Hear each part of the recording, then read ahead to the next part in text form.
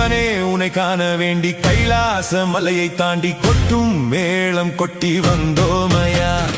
1000 தடையில மலை நடுவில ஆதி சிவனே உன் தீரம். உந்தன் நாதம் என்றும் நித்தம் கேட்டிருந்தா நெஞ்சம் வஞ்சம் இன்றி போகாதா. கண்கள் சிவந்திருக்க அண்டம் அதிர்ந்திருக்க கால பைரவரே வாரோமையா. சிவனே உனை காண வேண்டி கைலாச மலையை தாண்டி கொட்டும் மேளம் கொட்டி வந்தோமையா.